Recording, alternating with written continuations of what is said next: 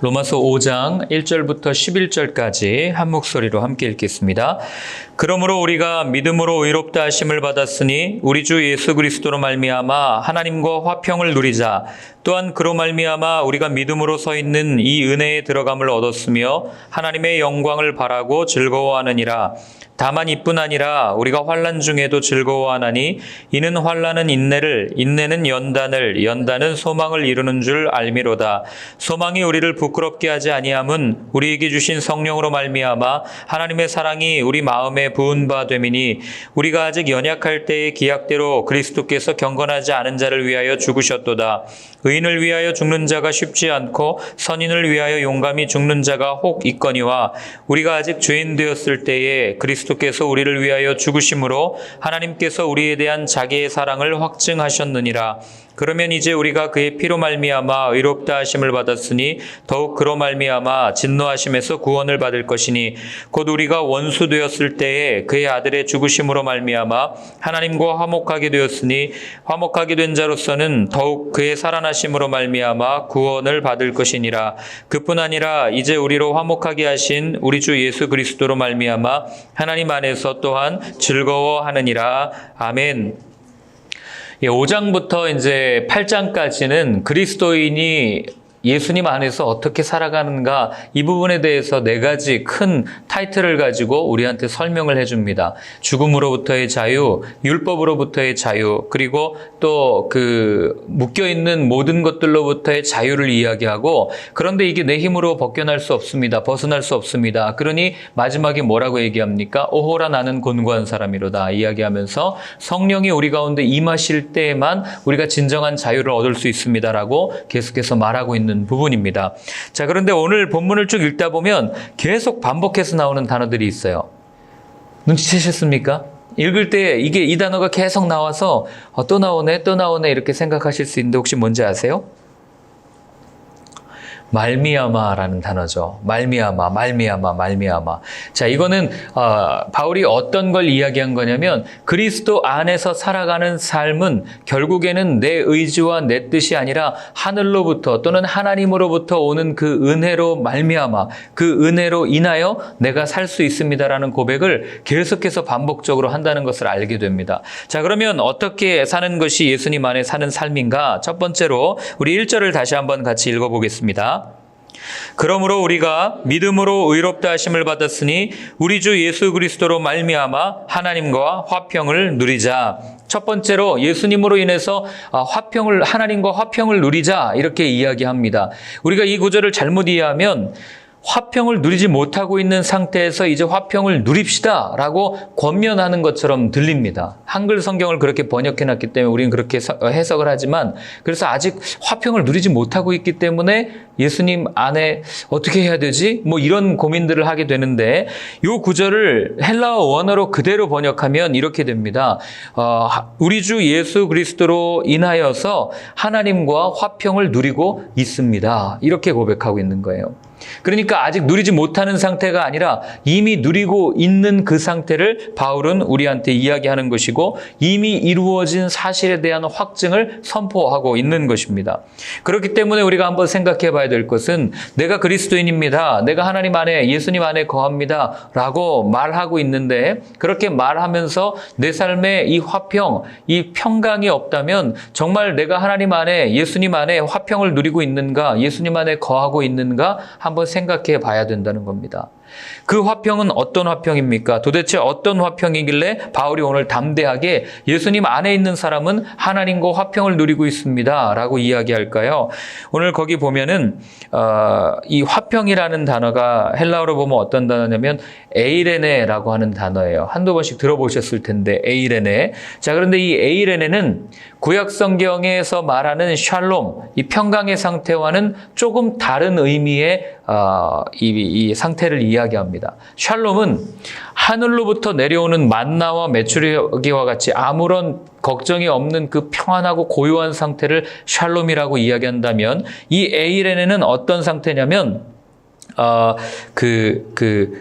이 성경에서는 샬롬을 에이레네로 이렇게 번역하기도 하지만, 그러나 그 고전 헬라어에서 에이레네가 쓰인 용법을 보면 사람들이 만들어내는 어떤 불안감, 불안한 체제, 이런 것들 가운데 동요되지 않는, 즉 불안감에 반대하는 상태를 에이레네라고 이야기를 하는 겁니다. 자, 세상은요, 에이레네를 말할 수 없을 때가 훨씬 더 많습니다. 왜냐하면 아무리 사람들이 많은 체제와 사상과 여러 가지 질서 또는 여러 가지 조직, 여러 가지 것들로 평안함을 조장하려고 해도 늘 마음에 불편함을 줄 때가 많기 때문이에요.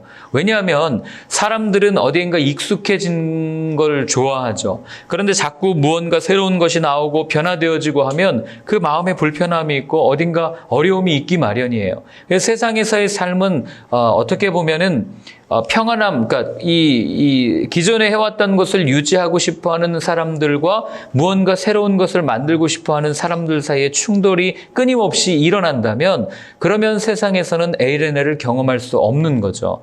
왜냐하면 에이레네는 그렇게 불안감이 조성되어지는 것을 반대하는 그런 단어를 나타내기 때문에 그렇습니다. 그렇기 때문에 늘 불안한 거예요. 해결되지 못하는 겁니다. 그럼 한 번 더 생각해 보면, 인간이 그렇게 체제를 바꾸고 안 바꾸고 이걸 떠나서 왜 불안하고 왜 두려움을 가지고 사는가? 왜 우리는 에이레네를 경험할 수 없는가? 인간이 해결하지 못할 영원한 숙제가 한 가지 있기 때문에 그렇습니다. 여러분 다 아실 거예요. 저와 여러분들도 언젠가 이것을 경험하게 될 겁니다. 이게 무엇입니까? 세상으로부터의 단절, 바로 죽음의 문제가 바로 그것입니다.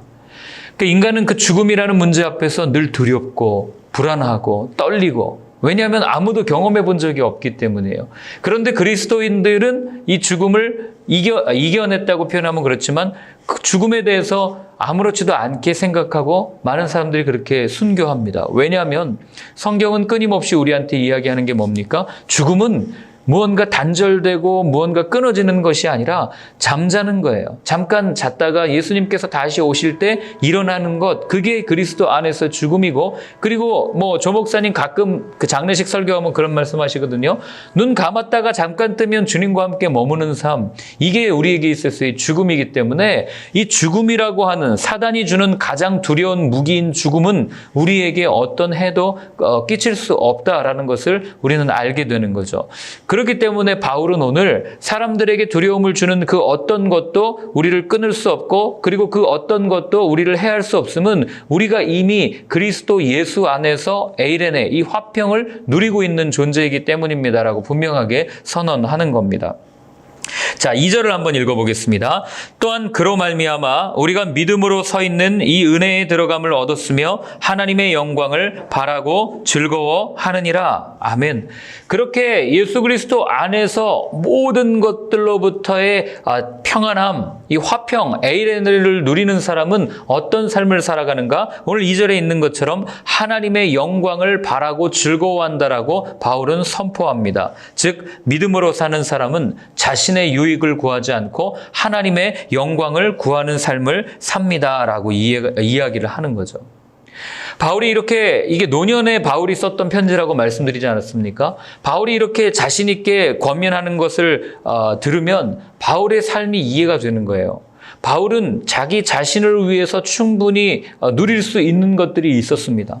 오죽하면 로마의 시민권자인 그가 그 시민권조차도 그 마지막에 재판받을 때나 활용하지 별로 그렇게 내세우지 않는다는 걸 우리는 알지 않습니까? 많은 사람들이 자랑스럽게 여기는 그 모든 것을 빌립보서에 보면 나는 배설물로 여깁니다 라고 바울이 당당하게 이야기할 수 있었던 이유가 무엇이냐면, 그는 그리스도 예수 안에서 하나님과 화평을 누리는 그런 삶을 살았기 때문에, 2절의 말씀을 표현을 그대로 하면 그는 자신의 유익과 자신의 영광이 아니라 하나님의 영광을 위해서 살았던 사람이라는 것을 분명하게 아는 거죠. 하나님의 영광을 위해서 살아가는 사람이 내 상황과 내 처지에 따라서 일희일비하겠습니까? 그렇지 않고 하나님의 목적, 하나님의 뜻이 이루어지는 것을 위해서 끊임없이 달려갔던 사람. 그래서 바울이 그렇게 얘기하죠. 나의 시민권은 어디에 있다고요? 하늘에 있다. 이렇게 떳떳하게 선언하는 것 아니겠습니까? 이 말씀을 근거로 제 자신을 한번 이렇게 살펴보면 과연 나는 어떤 영광을 구하고 있는가 이런 생각을 한번 해보게 되는 거죠. 성소 숨터가 오픈되고 나서 주일 예배가 시작되고 또 많은 분들이 주목하고 이렇게 또 지켜보고 기도해 주시고 이러다 보니까 저도 모르게 그래 여기가 더 많은 사람이 모여야지, 더 예배가 더 좋아야지, 뭐 이런 생각이 사실 들 때가 뭐 지금도 가끔 듭니다. 이거 어떻게 해야 되나 이 생각을 하다가 제가 결론 내린 건 결국 이렇게 생각하는 건 내 자신의 영광을 위하는 거지 하나님의 영광을 위하는 삶이 아니구나라는 것을 제가 알게 되었습니다. 하나님의 영광을 위한다면 이 자리에서 우리가 함께 예배드릴 때 한 영혼이 예수님을 만나고 한 영혼이 주님 앞에 가는 그것에 주목하고 그것을 바라봐야지 여기 몇 명 모이는 게 무슨 상관이겠어요. 여기 지금 사회적 거리두기하고 앉으면 30명 들어오면 꽉 차가지고 더 이상 앉을 수도 없어요. 예전 같으면 50명도 앉고 60명도 앉겠죠. 그러나 그러지 못하는 상황 가운데 그러면 우리는 정말 하나님께서 왜 이것을 우리에게 허락하셨는가, 어떤 하나님의 영광을 위해서 우리에게 허락하셨는가를 끊임없이 고민하고 기도하다 보면 하나님께서 반드시 필요한 것을 채워주실 때가 있다는 거죠. 사람의 영광을 구하다가 자멸한 사람, 성경의 대표적인 한 사람이 나오지 않습니까? 사도행전에 보면 아그리빠 왕이라는 사람 기억하십니까? 하나님께서 영화롭게 해주셨음에도 불구하고 자기 자신을 위해서 연설을 하다가 벌레 먹어 죽은 사람이 바로 아그리빠라고 하는 그 사람입니다. 여러분, 사람은요 스스로 빛을 발할 수 없는 존재입니다. 누가 스스로 빛을 발할 수 있겠어요? 그 영광이라는 단어가 빛이 임하는 삶 아니겠어요?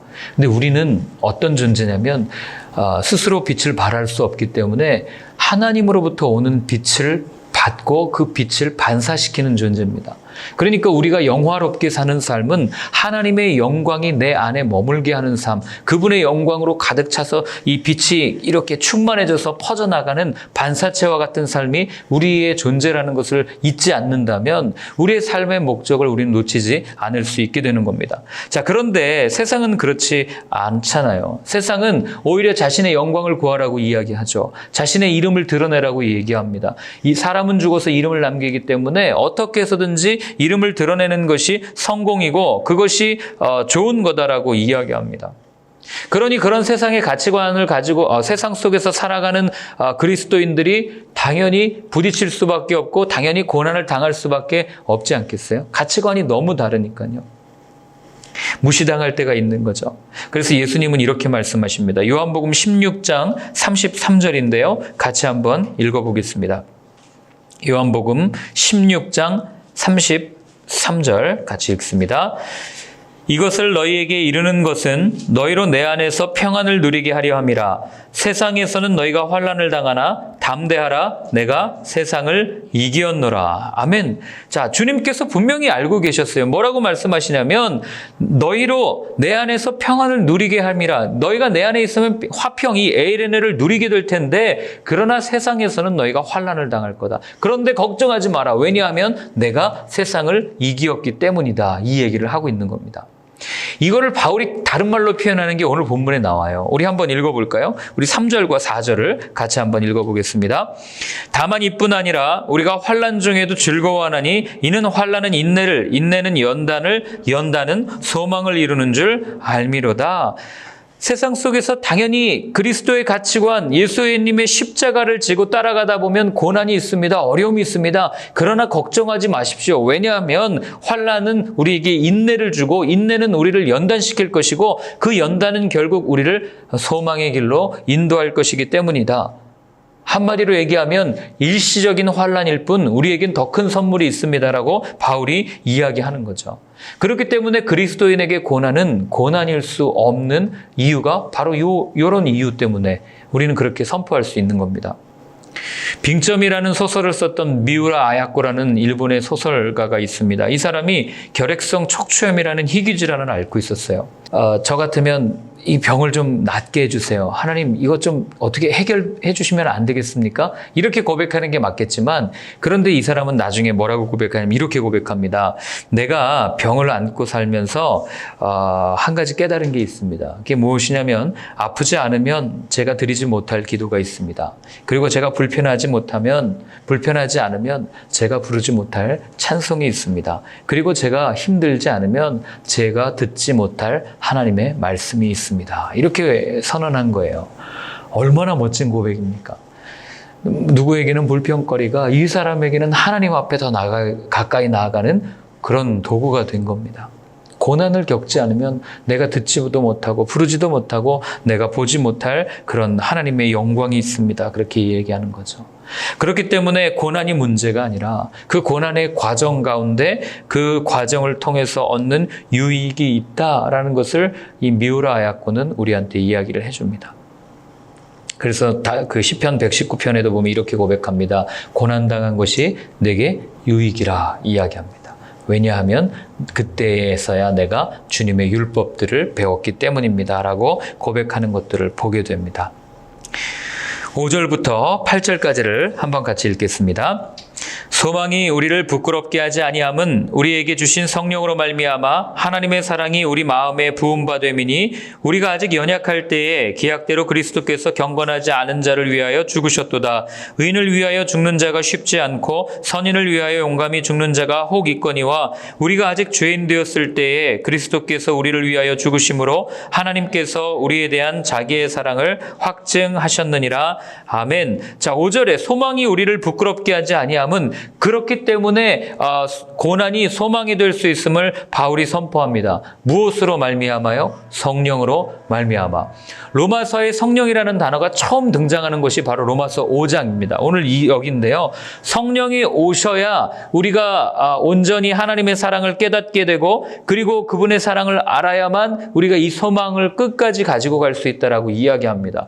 왜 성령이 오셔야 우리가 하나님의 사랑을 알 수 있냐면 고린도서에 보면 그렇죠. 누구든지 성령으로 하지 아니하고는 그리스도를 주라고 시인할 수 없느니라, 고백할 수 없느니라라고 얘기하죠. 성령이 오시지 않으면 우리가 예수님을 알 수는 있어도 분명하게 알 수가 없는 거예요.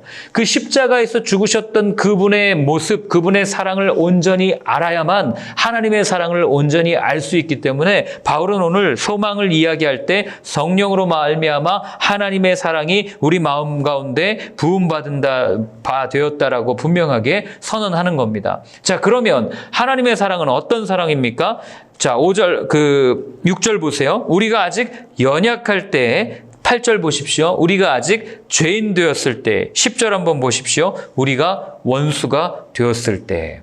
뭐예요? 도저히 사랑을 받을 만한 조건과 자격이 안 될 그때에 하나님께서는 우리를 품어주셨고 사랑하셨습니다라고 바울이 이야기를 하는 겁니다. 그러면서 그런 얘기를 하죠. 사람들도, 우리도 누군가를 위해서 죽을 수 있죠. 어떨 때 죽습니까? 은인을 위해서 죽을 때 있지 않습니까? 은인을 위해서 내가 온전히 죽어줄 때, 내가 손해를 보고, 그래요. 내가 정말 사랑하는 사람이고 내가 아끼는 사람이니까 내 돈 좀 떼어먹은 거 내가 용서할 수 있습니다. 내가 좀 아끼는 사람이니까 나에게 손해본 거 내가 감수할 수 있습니다. 내가 그 사람을 위해서 내 성격과 내 모든 것들도 죽어줄 수 있고 심지어 내 아이를 위해서는 내 생명도 내가 대신 죽어줄 수 있습니다. 사람들은 그렇게 할 수 있어요. 그래서 바울도 오늘 얘기합니다. 의인을 위하여 용감히 죽는 자가 혹 있거니와라고 분명하게 우리한테 이야기를 해주는 거죠.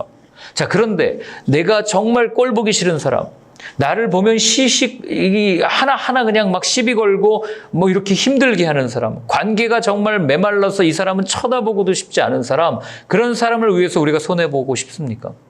아니, 손해보고 있습니까? 아니, 손해보는 것이 당연합니까? 아니요, 그렇지 않잖아요. 우리는 나를 힘들게 하는 사람 앞에서 분노하고 꼴도 보기 싫고 저리 가! 그렇게 이야기하는 게 우리의 모습 아니겠어요? 그런데 여러분, 하나님의 입장에서 한번 생각해 보세요. 하나님이라면 인간들을 바라보는, 사람들을 바라보는 그 마음이 어떠시겠어요? 내가 만들었으니까 너무너무 예뻐. 내가 만들었으니까 뭘 해도 예뻐. 가서 나를 향해서 십자가에 못 박아도 나는 너가 예뻐. 말도 안 되는 거잖아요. 하나님이 얼마나 분노하셨는지가 구약 성경에 드러나잖아요. 세상 가운데 가장 연약한 이스라엘을 선택해가지고 아무 조건도 없고 볼품도 없고 예레미야에도 보면은 또 에스겔에도 보면 이사야에도 보면 그런 이야기가 계속 반복해서 나오는 거 아니에요? 뭐 일례로 그런 얘기 나오죠. 길거리에 버려진 사람 하나 건져가지고 데리고 와서 벌거벗고 있던 그 여자아이를 데리고 와서 키우고 예쁘게 하고 목걸이도 해주고 화장도 시켜주고 너무너무 세상이 볼 때 존귀하도록 그렇게 아름다운 여인으로 만들어놨더니 가가지고 하는 게 다른 남자들 만나가지고 행음하고 있다. 이게 선지서들의 고백 아니겠어요? 그런 우리를 바라보시는 하나님 그 마음이 어떻겠냐고요. 그래, 내가 괜찮아. 그래, 사람은 원래 본성이 그래. 내가 이해할게, 사랑할게. 아니에요. 구약성경 보면 하나님 분노하셨잖아요.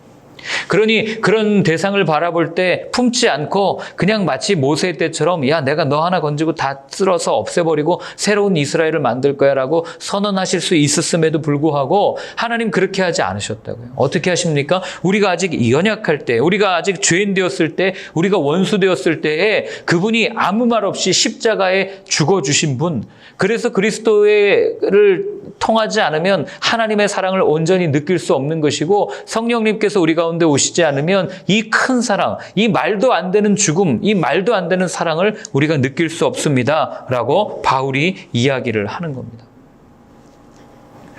여러분, 사랑은요, 행동으로 증명되는데 어떤 행동으로 증명이 되겠습니까? 어떤 행동을 하면 사랑을 우리가 믿을 수 있겠어요? 가장 귀한 것을 내줄 때 이 사람이 나를 사랑하고 있구나라는 것을 아는 것 아니겠습니까? 내가 가지고 있는 가장 귀한 것을 누군가에게 내어줄 때 그 사람은 느낄 거예요. 아, 이 사람이 정말 나를 위하고 나를 사랑하는구나. 우리가 가장 귀하게 여기는 게 뭡니까? 생명 아니에요? 어떤 것이랑 생명이랑 바꿀 수 있겠어요? 하나님은 자신에게 있는 가장 귀한 생명을 우리에게 고스란히 내어주신 분이에요. 그러니 우리는 여기서 선언할 수 있는 거죠. 그분의 사랑이 얼마나 큰지, 그분의 사랑이 얼마나 위대한지 말입니다. 우리 9절부터 11절까지 읽고 마치겠습니다.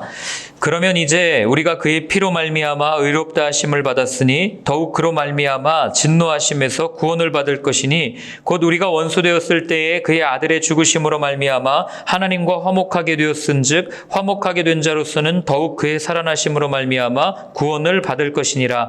그뿐 아니라 이제 우리로 화목하게 하신 우리 주 예수 그리스도로 말미암아 하나님 안에서 또한 즐거워하느니라. 아멘. 자, 오늘 9절에도 보면, 우리가 죽음에서 해결할 수 있는 유일한 방법 두 가지를 알려주는데, 9절에 보면 그의 피로 말미암아. 그죠? 그리고 11절에 보면 예수 그리스도로 말미암아. 이렇게 표현되어 있는 거예요. 우리의 이 죽음의 문제, 우리가 늘 불안해하고 두려워하는 이 문제를 해결할 수 있는 유일한 방법, 예수 그리스도에게 있습니다. 그러니까 1장부터 지금 5장까지 바울은 계속해서 이야기하고 있는 게 예수님 얘기밖에 없는 거예요. 얼마나 그에게 중요한 분이었고 얼마나 이분이 중요한 분이면 바울의 노년에, 여러분 그거 아시죠? 글을 쓰다가도 초장 말고 이제 마지막 어느 정도 이제 인생의 노년쯤에 글을 쓸 때 보면요, 굉장히 간략해요. 그렇지 않습니까? 요약해가지고 자기가 딱 할 말만 딱 쓰고 끝내는데, 그 바울의 노년에 바울이 처음부터 끝까지 지금 하는 얘기가 그 간략하게 서술하는 게 뭡니까? 예수 그리스도밖에 없다. 이 얘기를 하고 있는 것 아니겠어요? 그러니 오늘도 보면 그의 피로 말미암아 구원을 받았는데, 의롭다 하심을 받았는데 더욱 그로 말미암아 진노하심에서 구원을 받을 거다. 그리고 그분과 화목하게 되었은즉 우리는 구원을 받을 거다. 그리고 예수님으로 말미암아 하나님 안에서 기뻐하는 삶을 살게 될 거다라고 분명하게 이야기하는 거 아니겠어요? 제가 이 로마서를 1장부터 지금까지 계속 읽어오면서 딱 드러난 바울의 삶의 목적, 바울의 삶의 태도 한 가지, 그것이 무엇인가? 그는 뭘 해도 그리스도, 이것만 생각하고 산 사람이에요. 예수님이라면 어떻게 하실까? 예수님이라면 어떻게 이 이야기를 풀어갈까? 예수님이라면 어떻게 이 상황 가운데서 복음을 전하실까? 그러니 그는 얘기하는 거예요. 나는 그분만 드러나면 됩니다. 내 삶은 다 기억하지 못해도 괜찮고 내 삶은 누군가에게 짓밟혀도 괜찮습니다. 나는 오직 그분만 드러나면 됩니다. 복음이 진전되는데 이쪽 파가 맞냐 이쪽 파가 맞냐 서로 다툴 때 괜찮습니다. 그 다툼을 통해서 그리스도만 드러난다면 나는 어떤 상황에서도 만족하고 행복해 할 수 있습니다. 이게 바울의 고백 아니겠습니까? 저는 이 고백이 저와 여러분들의 고백이 되었으면 좋겠어요. 왜 우리의 삶의 목적을 예수님으로 두어야 되는가? 바울이 계속해서 증명해 나갈 겁니다. 그래야 살기 때문에 그래요. 우리는 나 자신을 드러내고 내가 목적이 되어서 살아가야 잘 사는 것이고 산다고 생각하지만 성경은 단 한 번도 그렇게 얘기하지 않습니다. 내가 내 길을 계획하고 내가 내 길을 걸어갈 때는 그 끝에는 파멸이 있고 멸망이 있고 사망이 있음을 성경은 분명히 우리한테 이야기해 주지 않았습니까? 그렇기 때문에 우리의 삶의 목적이 오직 그분이 될 때 우리는 결국에는 말도 안 되는 것 같지만 십자가를 지고 걸어가는 삶이 고난이고 힘든 것 같지만 결국 그 길이 우리에게 생명의 길이고 우리에게 축복의 길이 될 줄로 저는 믿습니다.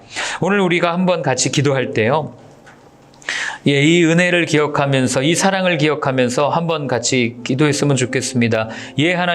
하나님께서 죄인 되었을 때에 원수 되었을 때에 우리가 아무것도 내세울 것이 하나도 벌거벗었을 때에 우리를 위하여 이 땅에 오셔서 죽으셨던 것 오늘 함께 나누었습니다. 하나님 이 사랑을 우리 안에만 머물게 하지 마시고 우리 주위에 있는 사람들에게 나누게 하시고 또 특별히 오늘은 교회를 위해서 한번 기도했으면 좋겠습니다. 하나님 교회들이 오직 예수 그리스도만 자랑하게 하여 주옵소서. 그들이 가지고 있는 재산과 그들이 가지고 있는 능력과 그들이 가지고 있는 어떤 것을 자랑하는 것이 아니라 하나님 오직 예수 그리스도만 교회의 자랑이 되게 하여 주옵소서. 오직 예수 그리스도만 교회의 머리가 되게 하여 주옵소서. 우리 이 두 가지 기도 제목을 놓고 한번 같이 기도하도록 하겠습니다. 하나님 아버지, 그렇습니다. 내가 죄인 되었을 때에 주님 앞에 어떤 것도 내세울 수 없을 때에 주님께서 나를 선택하여 주셨고 나를 불러주셨습니다. 내 입술에 말씀을 주셨고 내 마음에 평안을 주셨고 내 삶의 목적을 주님으로 조정할 수 있도록 주님께서 나를 불러주셨습니다. 하나님이 은혜를 잊지 않고 살아가는 나의 삶이 될 수 있도록 도와주시고 어떤 상황에서도 이 죄인에서 죄인을 벗겨버리고 죄의 옷을 벗겨버리고 의의 옷을 입혀주신 그 예수님을 생각하며 나아가는 삶이 될 수 있도록 하나님 성령님 나와 늘 함께하여 주시옵소서. 특별히 하나님 오늘은 교회들을 위해서 기도합니다. 도대체 무엇을 자랑하고 있습니까? 어떤 것을 의지하고 있습니까? 하나님 정말 바울의 말처럼 바울의 삶의 모습처럼 하나님 그들의 교회의 목적, 교회의 존재 이유 오직 예수 그리스도만이 되어줄 수 있도록 도와주시고 그들이 나아가서 증거할 때 교회가 어떤 일을 했습니다. 우리가 어떤 일을 했습니다. 자랑하며 증거하는 것이 아니라 예수님이 이런 일을 하셨습니다. 예수님이 십자가를 지셨습니다. 예수님께서 죽으시고 부활하셨습니다. 담대하게 선포할 수 있는 이 땅의 교회들이 되어줄 수 있도록 주여 인도하여 주시옵소서. 하나님 아버지, 아무것도 없었던 것에서 우리를 불러주시고 우리에게 사랑을 쏟아부어 주셨습니다. 하나님 그 사랑을 잊지 않게 도와주시고 그 사랑에 늘 충만히 촉촉하게 젖어 살아가는 저희의 삶이 될 수 있도록 성령님 함께하여 주시옵소서. 특별히 이 땅의 교회들이 그 사랑에 온전히 젖을 수 있도록 주님 도와주시고 더 이상 자신들의 자랑, 자신들이 해왔던 것들 우리 교회가 몇 년이 되었습니다. 우리가 얼마나 큰 일을 했습니다를 자랑하는 교회들이 아니라 오직 예수 그리스도의 십자가의 복음만을 자랑하며 나아가는 이 땅의 모든 교회들이 되어줄 수 있도록 주여 인도하여 주시옵소서. 이제는 우리에게 영원한 생명을 허락하여 주신 예수 그리스도의 크신 은혜와 하나님 아버지의 사랑과 성령님의 인도하심이 죄인 되었을 때에 우리를 위하여 죽으시고 사랑을 확증하신 그 하나님의 사랑에 다시 한번 감사하며 그 사랑을 따라 살겠다고 다짐하는 모든 분들 머리 위에 이제로부터 영원까지 늘 함께하여 주옵시기를 간절히 축원하옵나이다. 아멘.